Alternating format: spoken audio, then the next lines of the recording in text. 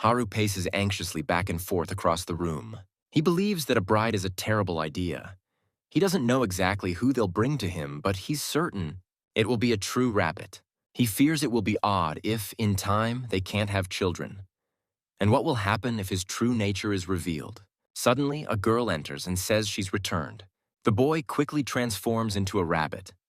The girl looks at her pet and remarks that he has lost a lot of weight. She touches his face with her finger and says this won't do, and that he needs to be patient a little longer. She gazes at him intently, lost in thought. The girl picks up a red ribbon. She ties a bow around his neck, exclaiming that he's such a handsome little fellow, like a young master. "Now you can meet your bride," she says. Suddenly, she reveals a large gift wrapped in red paper. She explains that she was in such a rush to introduce them that she had to skip her water break. She unwraps the gift and apologizes for the wait. Beneath the wrapping is a cage containing a white rabbit. Haru realizes this is his bride. She exclaims that the bride is beautiful and asks Haru what he thinks. She sets the cage with the rabbit on the table, and Haru rushes towards it. The girl asks what they should name her. She says if it's his wife, her name should start with Ha. She notes that the rabbit's fur is pure white. "What about Snow White?" she asks. The rabbit makes it clear with a sharp gaze that she disapproves of how Haru is looking at her. His Highness is advised to pretend to be a female. He asks the boy if this is the entire plan and whether he's mocking him. The boy implores His Highness to at least listen. He explains that the master of the house is currently seeking a female, and knowing this, they've already made contact. All His Highness needs to do is behave docilely. The boy asks if he thinks this is even possible.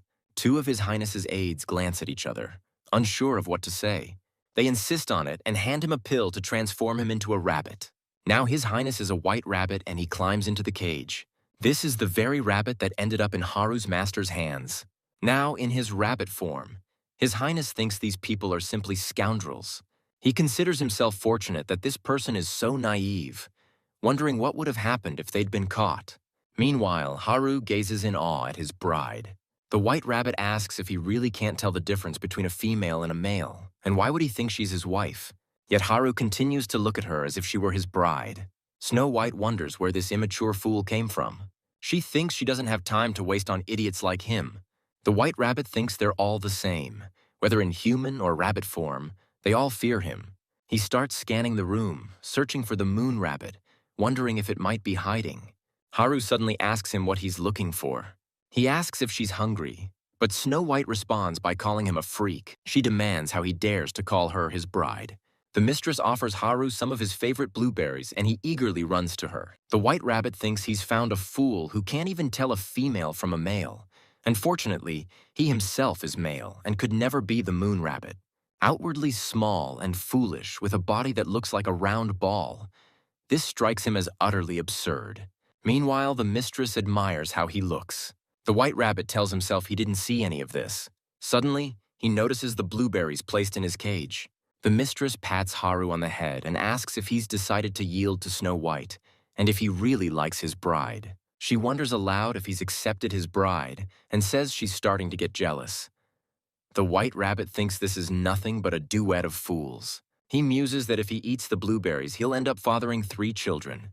As the mistress feeds Haru more berries, the white rabbit decides to see whether he'll break or not. He watches as Haru enjoys his blueberries with great pleasure. In truth, the white rabbit is extremely hungry. But if he eats those berries, he'll acknowledge himself as the bride. Moreover, he knows if he eats, he'll fall asleep immediately, and then he won't be able to escape and search for the moon rabbit. He picks up a berry, and thinks that if he eats just a little, nothing bad will happen. He takes a bite, and the blueberry tastes incredibly sweet to him. The mistress and Haru watch with delight as the new rabbit eats. After eating his fill of blueberries, Snow White collapses in contentment. Night falls. Haru turns back into a human, and entering the mistress's room, sees that she's already asleep. He approaches the rabbit's cage and lovingly embraces his bride. He vows that he will surely make her happy. Morning came. The mistress was running terribly late. Haru felt as if a weight had been lifted off his shoulders. He barely managed to wake her again, and had returned to his human form. The white rabbit asked if it was this noisy every morning. Haru, delighted that his wife was awake, was once again met with the rabbit's protest that he was not his wife. The rabbit demanded the boy immediately release him from the cage. Haru apologized, admitting that the cage must be uncomfortable, and that as a man, he should have taken better care of him. He opened the cage. He apologized again, saying that this was his first time having a wife. He remarked that his wife was so soft with button-like eyes, and her little nose and mouth were adorable. The warmth of his wife radiated through his palm. He felt something strange. Suddenly, the rabbit asked where the other animal had gone. He said that aside from him, there was supposed to be a graceful and noble myoin here. Haru seemed confused, not understanding what he was talking about. The rabbit began to lash out, insulting Haru with various names, explaining that he was talking about the female myoin. Haru said there was no such creature. Since he had been living here, there had been no other myoin except for his wife. The rabbit accused him of lying, but Haru insisted he wasn't, asking why he would lie about such a thing. But the rabbit had been told that the sacred moon rabbit was definitely here. Haru asked what he was talking about, but the rabbit refused to discuss it further. Haru reassured him that it was true. He had never seen another myoin, and he had always been alone. The rabbit could see by his expression that Haru wasn't lying. The rabbit wondered, could it be that the moon rabbit wasn't here after all? Could the royal palace have made such a grave mistake? Haru tried to comfort him, saying everything was fine now because he was here. He gently stroked the rabbit, saying that neither Haru nor his wife were alone anymore. The rabbit asked how that made anything better and stated it didn't concern him whether Haru was alone or not. He jumped off the table. Haru tried to catch him, but the rabbit was already outside. If the moon rabbit wasn't here, he had no reason to stay. He needed to return as quickly as possible. But suddenly Haru appeared beside him, asking what he was doing. The rabbit found that he couldn't transform back into a human. Haru said he understood what his wife was trying to do. He figured she wanted to eat some mugwort and assured her she could rely on him. The boy put on a hat and started picking the herb, asking if his wife had ever lived in a human household before. The rabbit replied that she hadn't, and asked why it mattered. Haru explained that living in a house wasn't always easy, but it could also be fun. He promised that his wife would get used to the new circumstances. Once again, he vowed to make his wife happy. The rabbit sat under the hat and begged him to stop calling him his wife. He introduced himself as Neungseo. Haru responded by introducing himself as Haru. Neungseo reminded him that he already knew that. Suddenly, the rabbit asked why Haru had picked so much mugwort. The boy answered that he thought his wife wanted to eat it, which is why he had done so. Although the rabbit didn't recall ever saying that, Haru claimed that this time of year it tasted the best, and that he'd prepare a treat for her. Neungseo retorted that mugwort is the same everywhere, even in Africa. Haru insisted that wasn't the case at all. Suddenly, a small stone fell near Neungseo. Looking around, he noticed that other rabbits were calling him. Neungseo approached them. He told his subordinates that the myoin living here wasn't the moon rabbit. One of the rabbits asked His Highness if he had personally verified it. Neungseo confirmed that it was indeed not her. He explained that only a male lived here, and that they had wasted their efforts for nothing. One of the rabbits remarked that the moon rabbit is responsible for fertility and longevity, and that gender didn't matter. Neungseo questioned whether it wasn't a female who was responsible for fertility. One rabbit asked His Highness what kind of clover he had eaten, reminding him that they both must endure the pains of childbirth and raising children.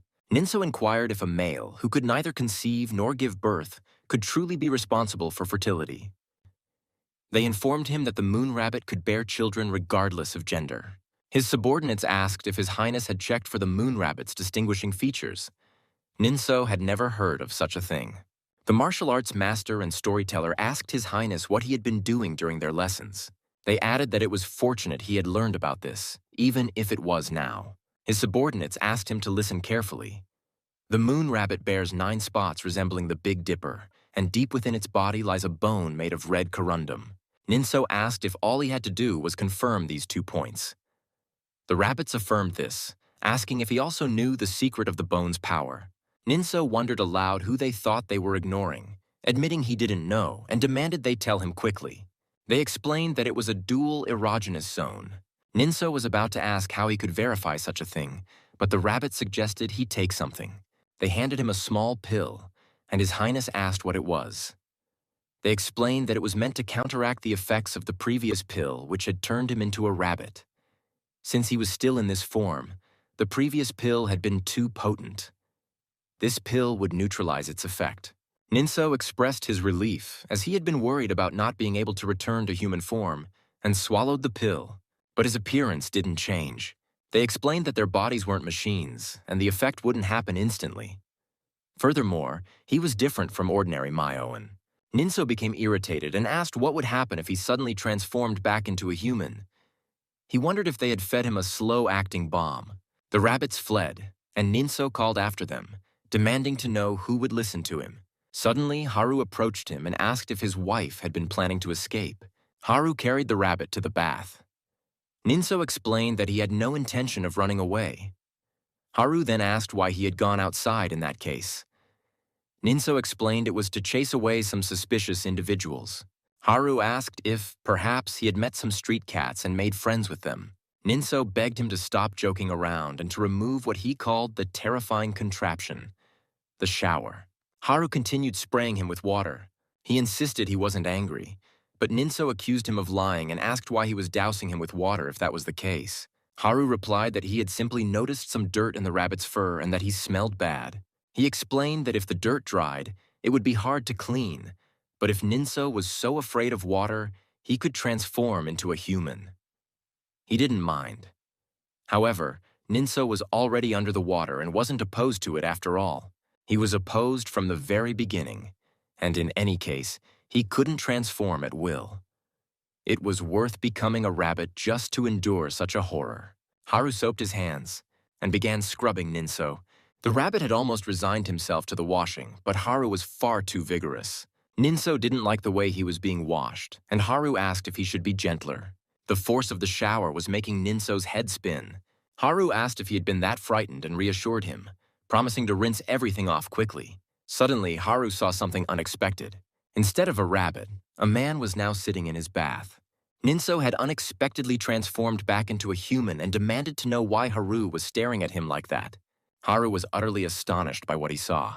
His wife had transformed into a man. He touched Ninseo's body and remarked how soft he was.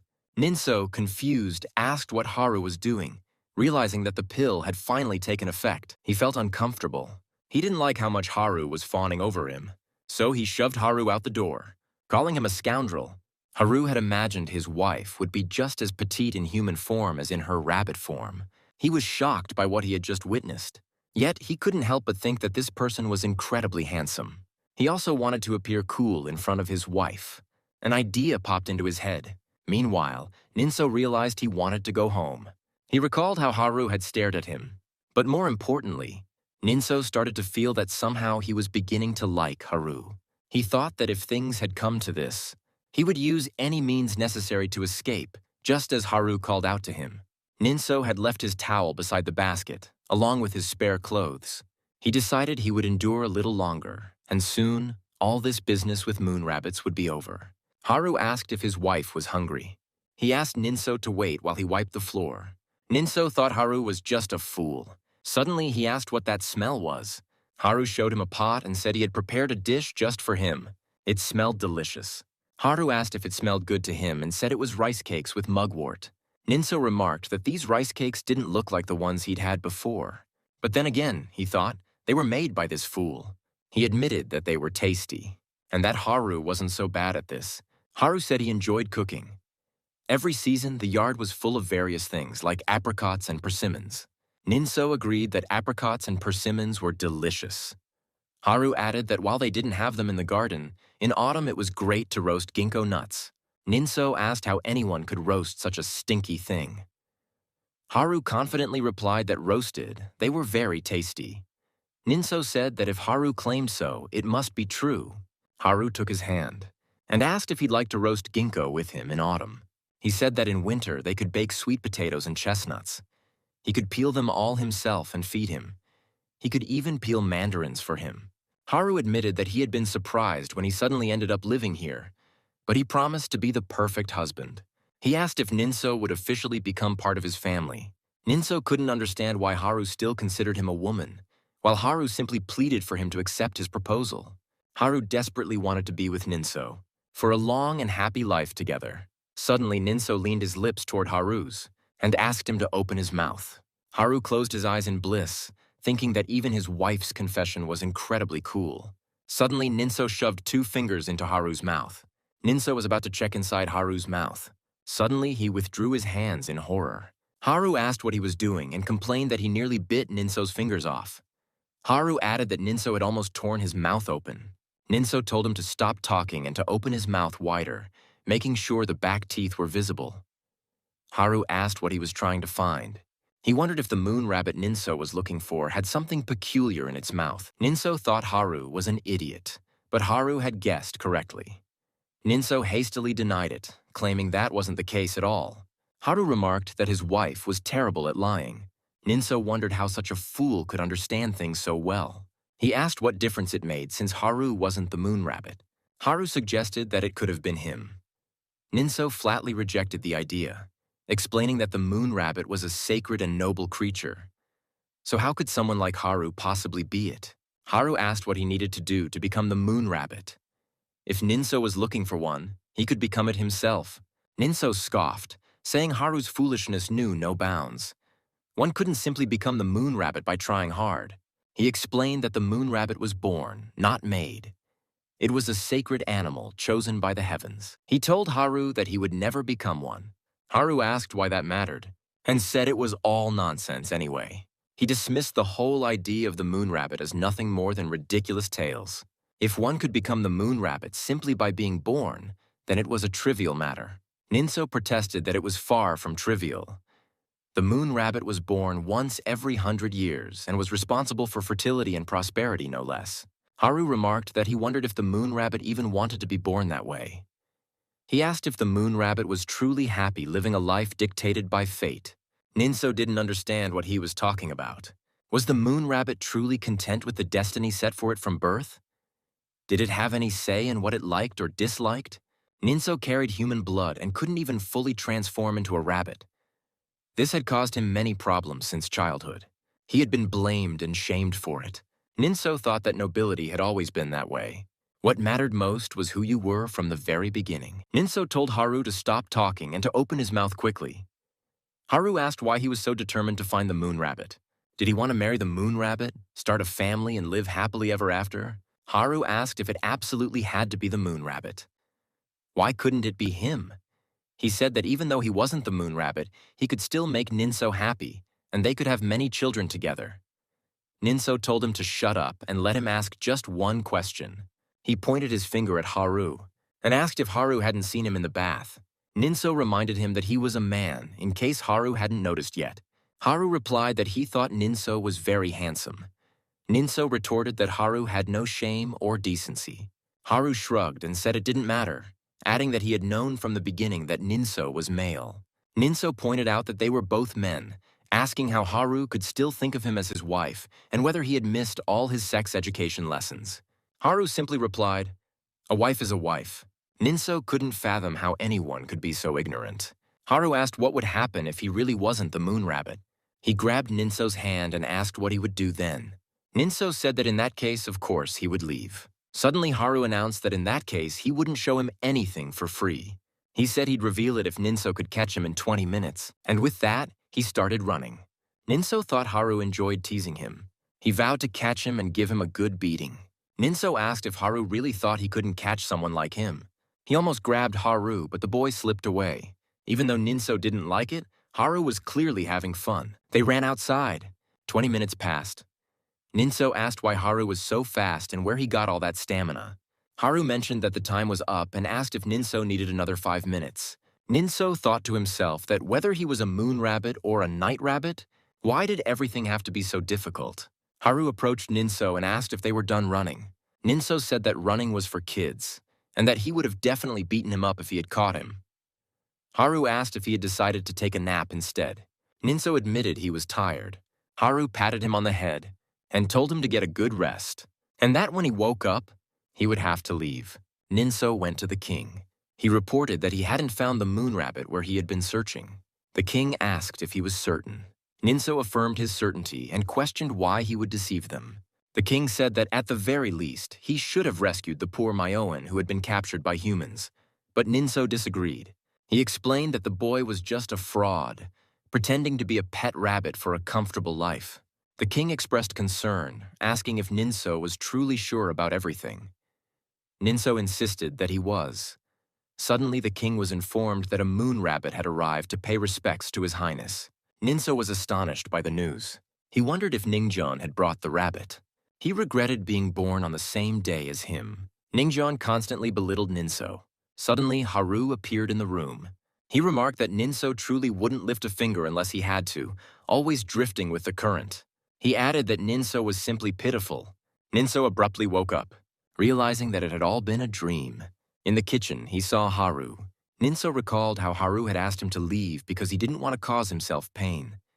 He wondered if that had also been part of the dream. Haru asked if he had woken up. He said that was great and suggested they have dinner. Neungseo pondered what to do if it wasn't just a dream. He thought maybe he should just say goodbye and leave, but he hadn't finished verifying everything. Could he really just walk away so easily? Haru served him a dish, and Neungseo asked what it was. Haru replied that it was fried mugwort made from what was left. Neungseo began eating, thinking it had all just been a silly dream. Suddenly he realized that the dish was delicious. Haru agreed, saying he also loved fried mugwort. Haru added that there was plenty of rice left, and Neungseo could ask for seconds. He urged Neungseo to take his time and eat slowly, warning him not to scratch his mouth. Haru encouraged him to eat properly, saying that if he'd known, he would have fed him breakfast too. Neungseo remembered the dream. He thought it might be wise to check everything one last time before leaving. Haru mentioned he would wrap up the remaining rice cakes for him. He didn't want Neungseo to go hungry on his way home. Suddenly, Neungseo frowned. Haru asked what was wrong and if he had bitten his tongue. Neungseo wondered if he had misheard something. He realized it hadn't been a dream. The meal and Haru's care were part of a farewell gesture. Haru asked if he was okay. Neungseo noticed that Haru had begun addressing him by name. Suddenly, Haru started patting Neungseo on the back. Neungseo asked what he was doing. Haru said that he finally spoke, as he'd been silent for so long that Haru thought he might have bitten his tongue off. Neungseo retorted that it wasn't as simple as that. Haru asked why he'd looked as if he were on the verge of death, insisting that he show his tongue. Neungseo refused. Haru leaned closer, saying that if there was an injury, he needed to apply medicine to it. Haru asked him to open his mouth wider, while Neungseo pleaded for him to get off of him. Suddenly, Haru's lips moved closer to Ninseo's. But then there was a knock on the door. Neungseo asked what was happening. Haru quickly began cleaning up, saying that it was Habibi and that he would clear the table himself while Neungseo should hurry and turn into a rabbit. Haru found it odd, saying that she was earlier than usual. Her workday wasn't even over yet. Haru swiftly tidied up. Then he asked why Neungseo was delaying his transformation. Neungseo admitted that he couldn't transform. Panic started to set in. Haru reminded him that he had been a rabbit just the day before. Neungseo explained that it was because he had swallowed a special pill that turned him into a rabbit, but even that hadn't worked properly. He had to take another one to turn back into a human. He lamented that those scoundrels should have thought to give him a spare pill. Suddenly, Haru asked him to wait.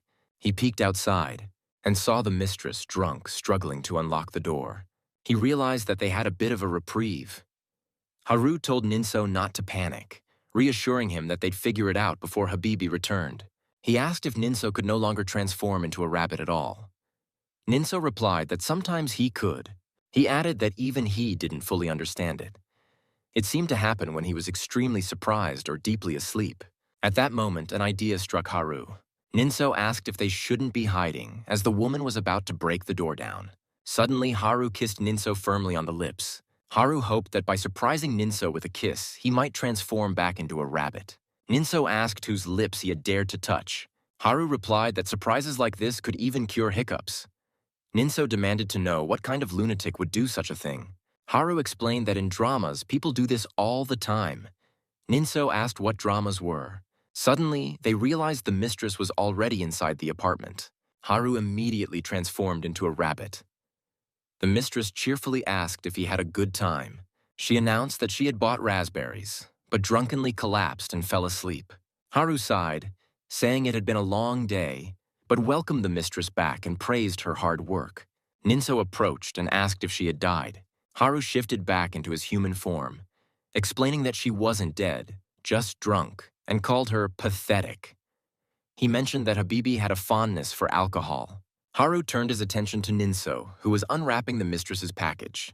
Haru picked the woman up and asked Neungseo if he was strong. Neungseo asked if Haru intended to drop her on him. He refused, asking why he should carry someone who reeked of alcohol. Haru dismissed the thought of raspberries for now, saying only parasites eat for free. Neungseo reluctantly agreed to carry her. Casting one last glance at the raspberries, the mistress was now in bed. Outside on the porch, Neungseo and Haru ate the raspberries. Neungseo asked if this was something Haru did every time, removing her makeup, washing her feet, and giving her a massage. It was impressive she didn't wake up through all of that. Haru explained that the food on their table was thanks to Habibi, so it was the least he could do. Though real pet rabbits didn't usually do such things, Haru liked Habibi, and for him, it was a small price to pay. For him, the most important thing was that she was content and happy. Neungseo remembered how Haru had wanted to make him happy as his wife. He commented that Haru was like a philanthropist, and that anyone could do to make him happy. Suddenly, Haru declared that he liked only Habibi and Neungseo. Haru admitted that though Habibi and Neungseo were different, he still liked him. Neungseo told him to stop and said he hadn't meant to hear that. Haru insisted that it was the truth, and that he liked everything about Neungseo. Neungseo told him he was a fool for saying such things, considering they barely knew each other. Haru asked if it was wrong to have feelings for someone you didn't know well. He wondered if waiting a few days would make it okay to confess. Suddenly, Neungseo asked why Haru liked him. Haru replied that Neungseo was cute. Neungseo questioned if that was true even with his crooked eyes, since everyone told him they were awful. Haru countered that his eyes were beautiful, and his tall stature and broad shoulders were impressive as well. Neungseo asked if Haru still thought so, even though he was a half-blood who couldn't transform into a rabbit. Haru confirmed that it didn't matter, asking why it should. He added that if Neungseo needed help, he would just assist him again. Neungseo teased that Haru's mouth was still small. Haru protested that it wasn't, but Neungseo insisted that it was. Neungseo reminded him that when he'd put his fingers in Haru's mouth, 2 big fingers had been enough to fill it entirely. Haru argued that his mouth was wide. Neungseo dismissed this, reminding Haru that he had complained about his mouth being torn earlier. He added that Haru couldn't even eat a whole raspberry at once. Haru claimed it was just a rabbit habit. Neungseo remarked that if he ate like that, he could forget about being a dignified head of a family. At those words, Haru dropped the raspberries he was holding. Determined to prove his point, Haru declared that his mouth was big and grabbed a handful of raspberries. He stuffed the berries into his mouth, showing how large it was. Suddenly, Haru began to choke, and Neungseo asked if he was all right. Neungseo patted him on the back, repeating that his mouth really was small. Tears started to stream from Haru's eyes. Neungseo looked at him with a mixture of pity and regret. Suddenly, Neungseo kissed Haru. With passion, he pushed Haru down onto the floor. Haru's pulse raced, his heartbeat echoing through his entire body. Haru gazed at Neungseo with love in his eyes. His mind was enveloped in a fog. Neungseo gently runs his fingers through Haru's hair. Then he closes Haru's eyes. He softly asks him not to look at him with that gaze, and not to call him by his name. Haru, touching Ninseo's cheek, speaks to him again. He says that the name suits him perfectly. They kiss passionately once more, pressing even closer together. Neungseo holds Haru tightly against him. Haru, unable to handle the tension, finds everything ending far too quickly.